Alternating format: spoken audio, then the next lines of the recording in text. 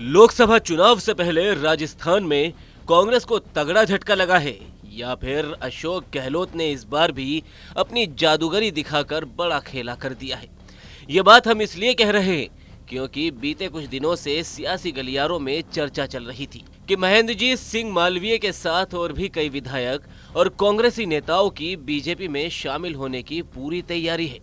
लेकिन आज महेंद्रजीत मालवीय ने बीजेपी का हाथ थाम लिया, लेकिन उनके साथ कोई और नेता नजर नहीं आया।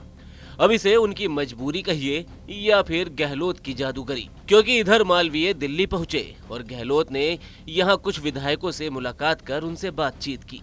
इससे पहले चर्चा थी कि महेंद्रजीत मालवीय के साथ गहलोत सरकार के समय गृह राज्य मंत्री रहे राजेंद्र सिंह यादव भी बीजेपी में शामिल हो सकते हैं।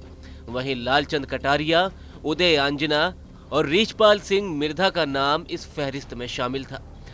हालांकि इन नेताओं की ओर से पार्टी छोड़ने को लेकर कोई बयान सामने नहीं आया था, लेकिन जानकारी के मुताबिक मालवीय दिल्ली में करीबन 2 से 3 दिन कुछ नेताओं के साथ रुके, लेकिन वहां उन्होंने बीजेपी ज्वाइन नहीं की, या कहिए कि उन्हें कराई नहीं गई। अब उन्होंने जयपुर में बीजेपी का दामन थाम लिया।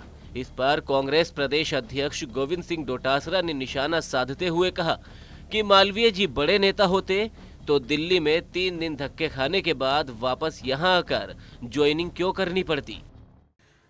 और मैं समझता हूं कि अगर मालवीय जी इतने बड़े नेता होते तो दिल्ली में 3 दिन धक्के खाने के बाद में वापस इनको यहां आकर के ज्वाइनिंग क्यों करनी पड़ती। वहां पर नड्डा जी, अमित शाह जी और मोदी जी ज्वाइन करवाते। तो आप समझ सकते हो कि अब उनका समाप्त हो चुका है समय।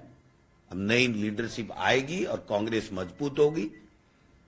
बताते चले कि महेंद्रजीत राजस्थान के पूर्व मुख्यमंत्री अशोक गहलोत के करीबी माने जाते हैं और पुरानी सरकार में कैबिनेट मंत्री का पद भी वो संभाल चुके हैं। महेंद्रजीत सिंह मालवीय को वागड़ और मेवाड़ का बड़ा आदिवासी चेहरा माना जाता है। अब माना जा रहा है कि महेंद्रजीत के बीजेपी में शामिल होने के बाद लोकसभा चुनाव में उतरने की भी तैयारी है। अगर ऐसा होता है तो वागड़ लोकसभा सीट पर कांग्रेस को नई रणनीति के साथ आगे आना होगा। हालांकि एक बात तो तय है, महेंद्रजीत मालवीय का बीजेपी में शामिल होना कहीं ना कहीं कांग्रेस को नुकसान ही देगा। अब कांग्रेस इस पर डैमेज कंट्रोल कैसे करेगी, ये तो वक्त ही बताएगा।